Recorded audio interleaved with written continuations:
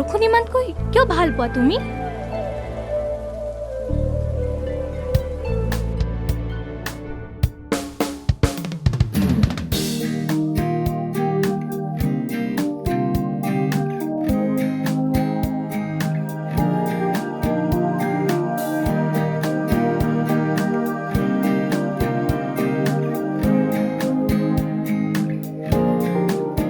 I know your eyes in the morning sun.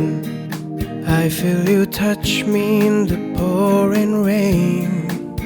And the moment that you wander far from me, I wanna feel you in my arms again. And you come to me on a summer breeze, keep me warm in your love. Then you softly leave, and it's me you need to show. How deep is your love? এক আচৰিত মায়া আছে জানা। বৰষুণ জাকে শূন্যতাৰ কোলা হ'লে অনবৰতে অশান্ত কৰি থকা মোৰ মনটোক হেজাৰ প্ৰতিশ্ৰুতিৰে উদ্দীপ্ত কৰে। ইয়াৰ সিক্ততাত এক মধুৰতা আছে।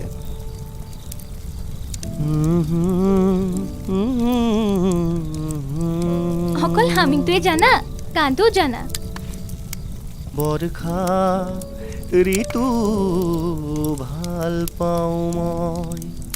জয়ন্ত হাজৰিকাৰ দেৱৰ কি নিভাজ সৃষ্টি। বাৰু মোৰ অস্তিত্বক এই বৰষুণ জাকে তোমাৰ মনৰ পৰা ধুৱাই নিব পাৰিবনে? নোৱাৰে। বৰষুণৰ সুৰ শুনিছানে? মোৰ বাবে তাৰ প্ৰতিধ্বনি হয় মাথো মোৰ প্ৰিয়জনীৰে নাম, আৰু মোৰ প্ৰিয়জনীটো তুমিয়েই।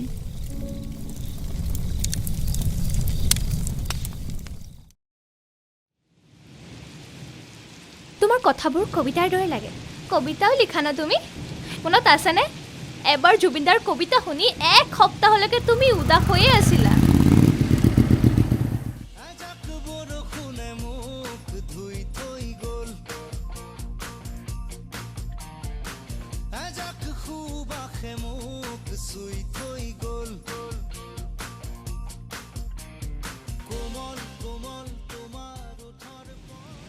ঐ আজি ষ্টুডেণ্ট কম দেখিছোঁ যে?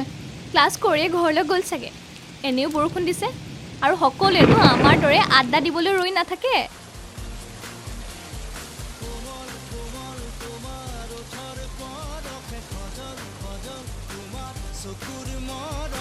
ঐ তহঁতে এতিয়াহে আহিলি? বৰুৱা ছাৰৰ ক্লাছ এতিয়াহে শেষ হ'ল। তয়ো আমাৰ লগত বল বল। আজি মহাজন অকলে অকলে যে? মাত এষাৰ দি যাওঁ দে।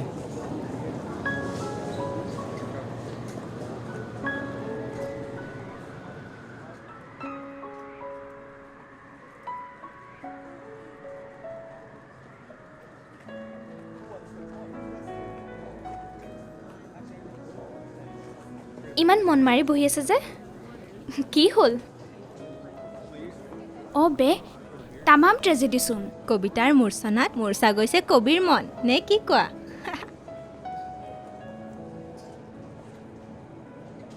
জুবিনদাৰ নতুন কবিতাটো শুনিছানে? বসন্তৰ প্ৰথম জাক বৰষুণ। কি মাদকতা! যেন কোনো প্ৰেমিকে নিজৰ বিচ্ছেদ হোৱা প্ৰেমিকাকে সুঁৱৰিছে। পাই মই তোমাক এৰি কলৈকো নাযাওঁ। তোমাৰ ডিঙিতে খামুচি ধৰি থাকিম সদায়, জাষ্ট লাইক বেতাল। তোৰ নতুন কবিতাটো শুনোৱাচোন। কমপ্লিট হোৱা নাই, মাত্ৰ দুটামান লাইনহে শুনাব পাৰিম তোক। আজিও তোমাৰ মৰম তৃষ্ণাত আকুল মোৰ উদাসীন হিয়া। বসন্তৰ বসন্ত পৰিহিতা, তুমি যেন এটি মৌপিয়া। কবিতানো কি? বৰষা বসন্ত, প্ৰেমেই অশান্ত, লগাই দিলে হ'ল, বাছ বনি গ'ল কবিতা। কবিতাৰ কটোকো জানো তই? আব্বে শুন মোৰ কবিতা। ফুটুলে নুফুটুকৈ কুমলীয়া কলিটি, উঠৰ মাজেৰে ৰয় মিচিকিয়া হাঁহিটি। এইটোচোন আগৰৱালাদেৱৰ কবিতা। কি নাম আছিল? মাধুৰী।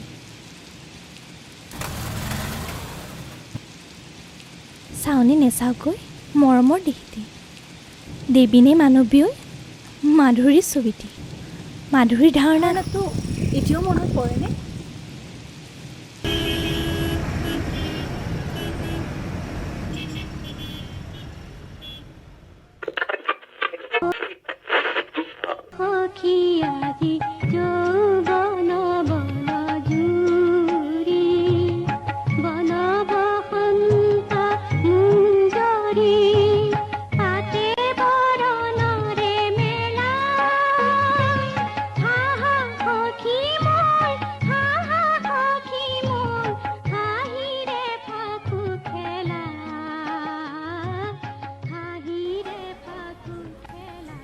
তহঁতে আহি পালি? আমিও আহিলোঁ, কাম আছিলোঁ। তই চাহ খাবিনে? দাদা 3টা চাহ দিবচোন।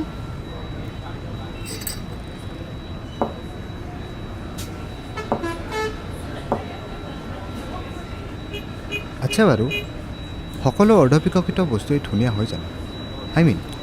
আধা ফুলা গোলাপ এটা পূৰ্ণ বিকশিত ফুল এটাতকৈ ধুনীয়া হয় সঁচা কথা, কিন্তু প্ৰেমৰ ক্ষেত্ৰত যি প্ৰেমে পূৰ্ণতা নাপায় তেনে প্ৰেম ধুনীয়া হয় জানো? মই ভাবোঁ মাধুৰীৰ এই ধাৰণাটো ইউনিভাৰ্চেল নহয়। তহঁতে কি কওঁ? বাহ, চিৰিয়াছ টপিক চোন। মাধুৰীৰ ধাৰণাটো ইউনিভাৰ্চেল হয়নে নহয় ক'ব নোৱাৰিম, কিন্তু অপূৰ্ণ প্ৰেম আৰু অৰ্ধবিকশিত প্ৰেম যে একে নহয় সেয়া দেখি ক'ব পাৰিম। অপূৰ্ণ প্ৰেম সুন্দৰ হয় জানো?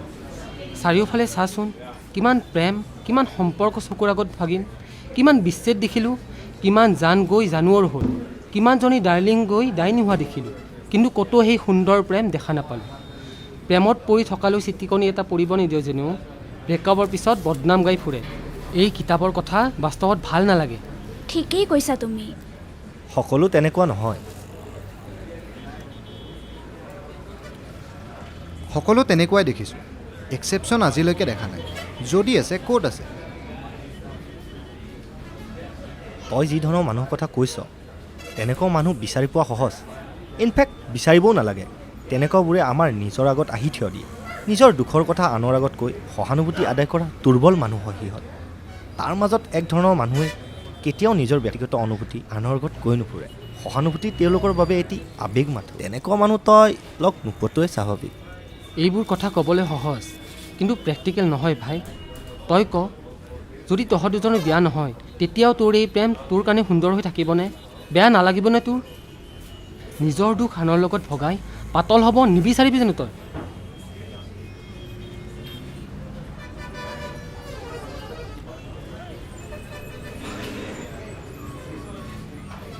কোৱা আকৌ। নাজানো।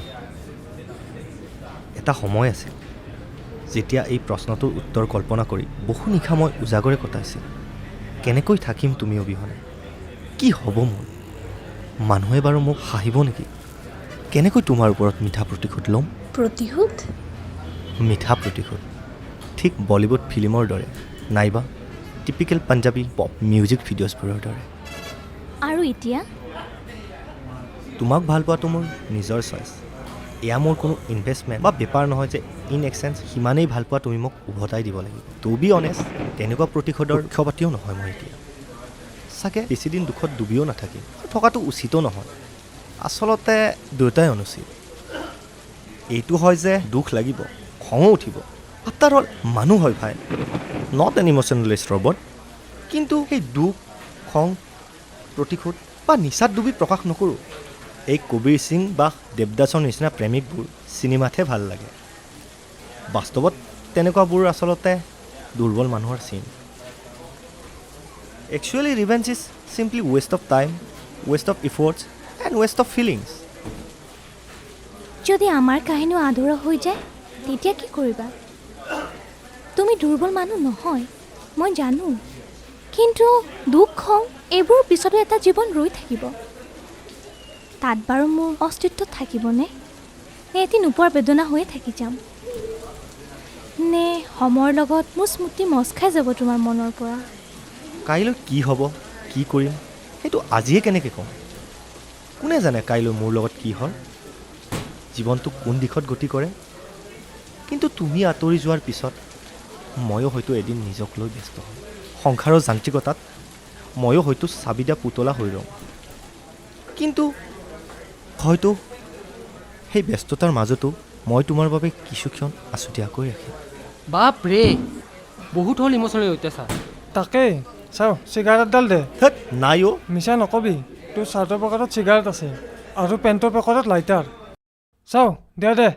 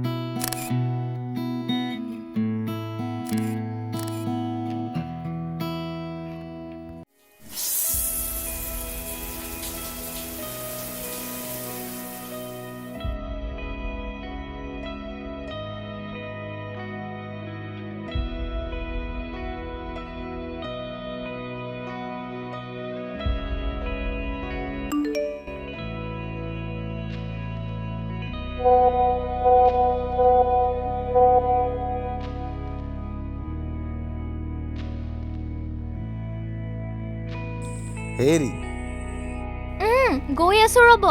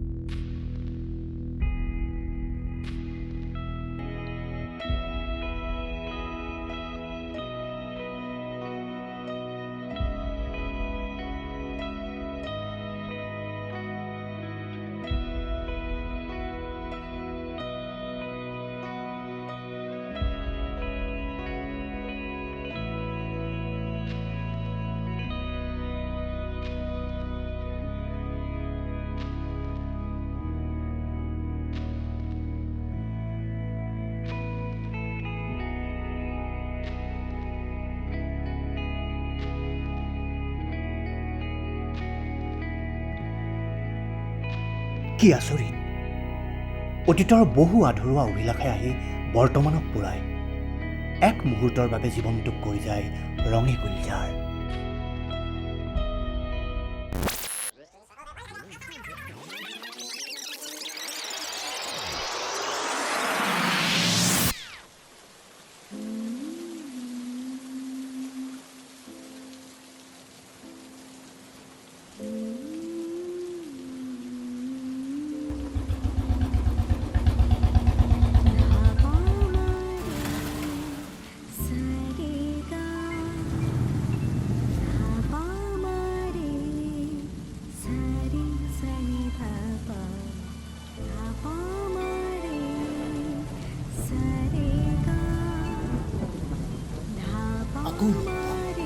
আকৌ লগ পাম মেঘাচ্ছন্ন আকাশৰ ছাট, প্ৰতিশ্ৰুতিৰে ভৰা এজাক নতুন